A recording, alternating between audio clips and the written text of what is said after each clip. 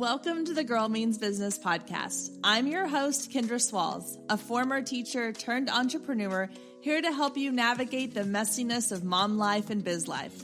Each week, my guest and I will share our experiences, insights, and tips to help you move your business from survival mode to success mode. So grab your favorite drink and let's dive in, because this girl means business. Hey there, and welcome to episode 173 of the Girl Means Business podcast. Today, we're talking about one of my favorite topics, which is branding, but not just any branding conversation. We're going to be talking about how to infuse your brand with your personality. So I want to start off by talking about why is that even important? Like, why is it important enough for me to create an entire podcast episode about this? Well, here's the thing. You most likely are a solopreneur. Maybe you have a handful of a VA or a graphic designer or someone that freelances for you. But for the most part, this is your baby. It's your business. And so that means that when someone sends you a message, when somebody inquires about your products or services, it's you that they are having conversations with. When someone sends you a DM or comments on your Instagram post, it's you who's responding to them. And so you are the face and the voice of your business. And because of that, it should reflect who you are as a person. You've probably heard people say, and if you follow me on Instagram, you've heard me say this a lot, which is people buy from people. People connect with people. Not a logo, not a pretty font or a really cutely done graphic from Canva. They connect with you as another human that they have something in common with. And the only way they're going to do that is if you are putting yourself into your business. Now, I know based on conversations that I've had with a lot of you, this is something that's a little bit of a challenge for some people, especially if you are an introvert, especially if you're someone who maybe is a little hesitant to put yourself out there, or you're insecure about things. Trust me, I have been there. I can write the book on being insecure about putting yourself out there. Maybe I will someday, who knows? But my point of that is that it can all be done in baby steps. And eventually you will wake up one day and you'll be like, oh, wow, okay, this isn't so scary anymore. Because that's where I've gotten to in my business. It's not so scary anymore for me to sit here and talk to you on this podcast, to put myself on a video on Instagram, to share my story or share my voice. And so I want to help you get comfortable doing that. And today I want to share 4 easy ways that you can start to infuse your business with your personality, so that when someone comes across your brand, when someone comes across your website, your Pinterest feed, your Instagram feed, your video, your podcast, whatever it is you're putting out into the world, they feel connected to it on a level that they're not going to feel if you are holding back or if you are putting up a wall between you and your audience. So let's check out these 4 tips I have for you today, kind of dive into them in a quick way. I want to make this a quick episode for you, and hopefully they will give you a little bit of a boost you need to start putting yourself more into your brand. All right, so tip number 1 is going to have me already apologizing to all of the English teachers out there who have taught us all how to write in this, formatted way that sounds professional and is edited and is polished, because I'm going to tell you to do the exact opposite. So tip number 1 is to write and speak the way you do in everyday conversations.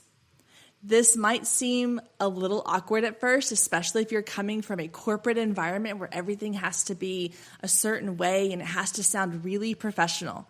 But if you want people to connect with you, they need to understand a little bit more about who you are, how you speak. This is one of my favorite things about podcasts, is that I get to hear people's voices. You get to hear me talking. You get to hear my inflections and any weird Texas accents that come out in conversations. And you get to hear my highs and my lows and all the things that come from having an actual conversation with someone outside of the written form. This can also be done in written form, though, because you're not always going to be speaking what you want to say. Now, unless you're doing full podcasts or only YouTube videos. But a lot of times you're going to be creating content that are blog posts or Instagram captions or Facebook posts or Pinterest pins or whatever other written content you're putting out there, email blast. You can still infuse those with your own voice. You can do this by writing the way that you talk. You are going to hear me say this a couple of times in this episode, most likely, but I really, truly mean it, that I want you to feel like everything you're doing in your business is authentic to you. So if you are somebody who does not like to sit and read a script, then don't read a script. If you're someone who likes to use slang terms or abbreviations or emojis when you write things out because they're fun and they're playful, do it. If you're someone who likes to be more polished and perfected, and maybe you really get into grammar and punctuation, all the things that I'm terrible at, that is who you are. So be that person, because you're going to attract the people who appreciate that as well, or the people who aspire to be more like the way you are. If you are trying to act or speak or write in a way that's not authentic to you, you're going to get really burned out, and people are going to know, they're going to be able to tell that you're not being authentic to yourself. It's also going to be a dead giveaway if you go on video and you sound one way or you act one way, you speak one way, and then all of your content sounds completely different. This is one of the problems I have with people who get someone to create all their social media content for them without really getting into the nitty-gritty of voice and making sure that even if you have someone else creating content for you and writing captions for you, it still needs to be in your voice, because otherwise there's going to be a disconnect. And I can spot it immediately when I go on someone's Instagram page and I see them on stories and they are one way, and then I go read their captions and it sounds like super polished and well written, or it's very like professional sounding. And I'm like, that doesn't resonate with the person I just saw on stories, or that I watched in that Instagram live video, or that I've seen on YouTube. So you want to make sure that it's your voice, it's your personality, and that it matches across all of your platforms. All right, moving on to number 2. So now that you have your voice and it sounds like you, when someone's reading your words, they can hear your voice in their head. You also want to create cohesion with your graphics and your design elements. Now, this is something that I really struggled with at the beginning of growing the Girl Means Business brand. When I started the podcast, when I started the Instagram page, I thought I needed to have sort of this popular visual aesthetic, which was very light and kind of washed out and muted and bright and airy and very kind of bland, like nothing that was really too colorful. You wanted it to feel very clean. And I did that for a long time. I used stock photos. I had this sort of washed out graphic for my podcast episodes. It was pretty, and by pretty, I mean kind of vanilla. It just wasn't me. It didn't have my voice. It could have been any random person running that podcast or Instagram account. And it wasn't until I started really kind of infusing myself into that brand and visually, aesthetically putting myself into the brand. Not even talking about like my voice or anything here on the podcast, but just the visual aspects. I redid my entire website. I changed up my entire look on Instagram. I went with my rich jewel tones that I absolutely love, kind of this deserty boho vibe. I switched up my website to match the same thing. I had a whole color palette that I was running with, and I started having consistency in the graphics I was creating. Now I have an amazing graphic designer who helps create my graphics for all my Instagram posts, and it's so easy for her to step in and match my brand aesthetics, to match the voice and the personality, because I have the brand aesthetics in place. I have the colors, I have the fonts, I have the visual style that I like to showcase. Now, will that change over time? Maybe. Who knows? Maybe in a couple of years from now, I'll decide that this is no longer my style. I'll switch it up, I'll tweak it, I'll gradually make changes over time. That is 100% possible and absolutely acceptable to do. Your brand should match who you are in this moment. Think about artists. I like to go to Taylor Swift as a perfect example. All of her albums are very different from each other. And each time she has recorded a new album, it's usually based around something happening in her life. And she kind of takes on this persona. She takes on this lifestyle, this voice, this visual brand of what that album is about. And then the next album, she's grown and she's evolved and she's changed. And her next album represents that. And then with her latest albums, it's gone to this like kind of the folklore and the, a little bit more like quiet, subdued, like happy, calm feeling. And that's totally fine because that's who she has become. That's who she is right now. So your brand can evolve. Your brand can grow with who you are as you grow as a person. That's completely fine. I don't want you to feel like that you have to be stuck in this one brand decision, or that you have to completely rebrand every time that you decide you want to change something up. If I decide at some point I want to add a little pop of pink into my brand, I'm going to add a little pop of pink because maybe I'm feeling really like happy and energetic and just bright. I need bright colors in my life in that moment. I can do that. If I decide that the boho desert vibe is not me anymore, I can change it up. Totally fine. So I don't want it to feel like it's this box you have to put yourself into, but you do need to define what your brand looks like visually so that it matches the feeling people get when they get to know you as the person behind the brand. Stay with us. We'll be right back. If you've been listening to the Girl Means Business podcast for any amount of time, then you know my love of email marketing runs deep. Not only is it a great way to generate new leads, but it's one of the most effective methods for nurturing warm leads and turning them into sales. Now, over the years, I've tested several email platforms, and my favorite by far is Flowdesk. Not only do they make email marketing simple and easy, even for the technically challenged, but they have everything you need to create stunning emails, capture leads, make sales, and automate the entire process, giving you time back in your busy day.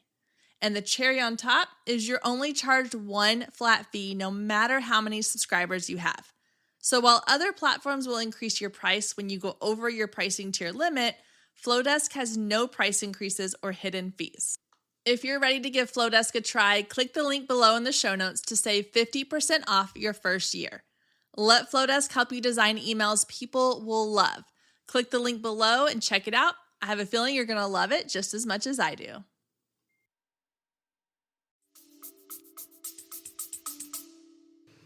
Moving on to number 3, this is the one I probably get the most pushback from when I talk about it with my clients or when I put it onto social media, because it is a very sensitive topic, and that is putting yourself into your brand, putting your beautiful face into the world. It can be really intimidating. Trust me, I was a photographer. Yes, I technically still am a photographer. And there's a reason I liked taking pictures, because I'm the one behind the camera, not in front of it. It took a lot of pushing and encouraging and reinforcement from people around me to go, oh, okay, no, I can do this, and to feel comfortable doing this. Just a few minutes ago, as I was recording these episodes, I went on my Instagram stories and recorded a quick video because I was having some technical difficulties with my computer. I thought maybe my internet family could help me resolve my issue. And I didn't even think twice about what I was wearing, the fact that I have zero makeup on, that I got my hair colored today and I still have a little bit of like hair dye on my forehead. It didn't faze me because that's just who I am. And if you don't like the fact that I have a little bit of hair dye on my forehead when I got on my stories, then I'm not the person for you, and that's okay. But I didn't get there overnight. It took time, it took practice, and it took just putting myself out there. So start small. Have professional photos taken that make you feel good, that you like to look at, and start posting photos of yourself on social media. Then go a step further and create a quick little video or do an Instagram reel where you're just kind of lip syncing to somebody else's audio. That's very minimal effort. Doesn't require you to use your own voice. You don't have to dance and point. You can just literally look in the camera and say a few words and you have a video. And then work your way up to going onto your stories and talking, doing a live video, getting on a podcast, or putting yourself in front of a YouTube video. It doesn't have to happen all overnight. Getting to where I am in my comfort level of sharing myself online has taken me a good 2 to 3 years. And even before that, in my photography business, I still didn't really show up as myself. I would put the random headshot that I took that I was like, oh, okay, I like that one. And I would share the same headshot like every couple of weeks just because it's the only photo I felt like I looked good in. But it gradually started to build. And a lot of times it came from putting myself out there and getting positive feedback. We're so focused on the negative that might happen that we don't think about the positive, that putting ourselves out there is going to help somebody, that somebody might actually come back and be like, oh, I needed to hear this today. Or be like, oh, I love that, you showed up with a messy bun and no makeup, because that makes me feel like I can do it now too. I saw this post today on Elise Meyer's Instagram stories. And if you're not following Elise Myers, please go check her out because she's incredible. And she shows up all the time with messy hair and no makeup and a t-shirt and shorts or a sweatshirt. And she had reposted where somebody else had shared to their stories. They were in the car and they were messy bun, no makeup, t-shirt and shorts. And the caption on the little photo in the girl's story said, almost put on makeup and got dressed to do this Instagram story. And then thought to myself, would Elise Myers have done that?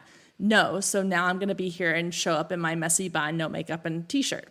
And Elise Myers was like, same, and she showed that she's literally in the same outfit, messy bun, no makeup, t-shirt. And I thought, this is what we need more of in the world. We need more people to show up as they are and give the rest of us permission to do the same. So this is me showing up and giving you permission to just be yourself and show up on social media, on your website, on a podcast, on a YouTube video, in your emails, wherever you're showing up, show your face, and let people get to know who you are. Because it makes such a big difference in people connecting with you as a human, as a person, as opposed to just this person who's putting out this beautiful content or this great, valuable content. It's even more powerful when they connect that to who you are as a person. All right, last but not least, number 4 is to share stories. Now, this may seem a little odd for personality conversation, but for centuries, we as humans have used story as a way of communicating with each other. And it's no different nowadays. We just have a different medium that we use to share those stories. Now, I've read a couple of different books, Building a Story Brand, and Stories That Stick. There's lots of books out there about why storytelling is so powerful. And there's something that happens in our brains when we hear stories that we immediately get sucked into. You could sit and listen to a lecture or a TED Talk that's really informative and has tons of great value and all this information. But if it doesn't involve a story that hooks you in, you kind of just zone out every once in a while. But there's all these studies that are done that when people are listening to stories, our brains are engaged way more than they are when we listen to anything else. And so using story as a way to hook people in and allowing them to get to know you better. What better way to learn about somebody than to hear the story of who they are?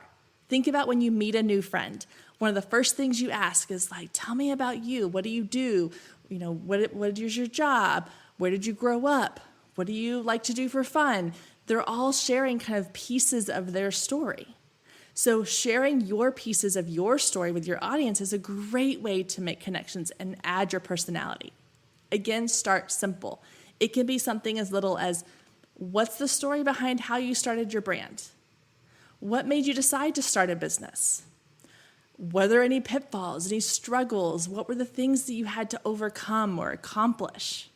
And then you can share about who you are as a person. I talk a lot about being a mom and the good, the bad, the ugly that comes from motherhood and being a business owner. I talk about my life. I talk about funny things that happened to me. Told you earlier, I went on my stories today and talked about my technology issues with my laptop today. Those are all pieces of the story that let people into who you are.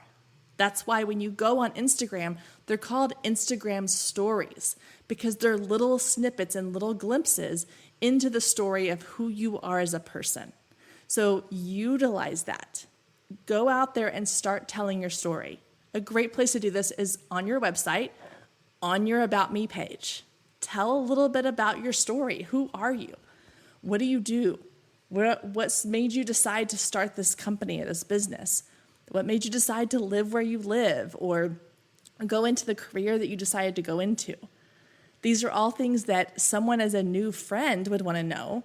So why wouldn't your new followers, your new clients, your new customers, they want to know those things too. So stories is a great way to get to add your personality into your business. And you don't even have to do it in a speaking voice. You can do it in a written form if that's more comfortable for you. You can do it in little snippets, in little bite-sized pieces on a podcast or a video series or an audio series or emails or your stories on Instagram. So find ways to incorporate your stories into your content, and you will absolutely find connections with your audience. All right, guys, so those are the 4 tips for helping you to infuse personality into your brand. It's writing the way you talk. It's creating cohesive graphics and design elements. It's showing up as yourself and putting your face into the world, and it's sharing your story and the story of your life. Those are the things that are going to help your audience and your prospective clients to feel more in touch with who you are as a person.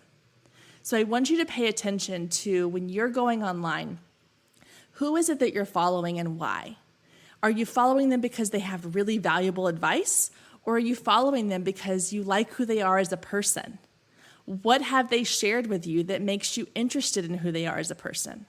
Start to go into the content you're consuming as a viewer of how can I take what's working for them, because clearly they've hooked me in, and use that in my own brand.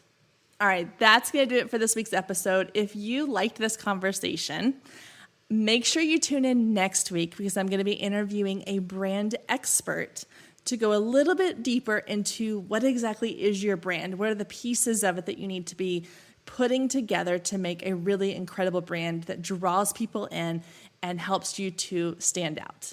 Now, before you go, I have one more thing I want to ask you, and it's kind of a favor.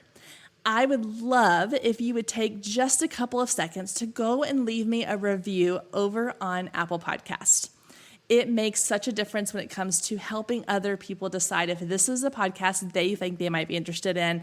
And it's just nice to hear your feedback. I want to know that you're listening. I want to know what your thoughts are, your episodes that you've loved, questions you have, or episodes you'd like to hear about. So you can go do that on Apple Podcasts. Just tap the leave a review. Give me however many stars you want to give me. And if you want to write a little something to go with it, that would be amazing. I really, really appreciate it. Thank you so much for being here, and I will see you back here next week.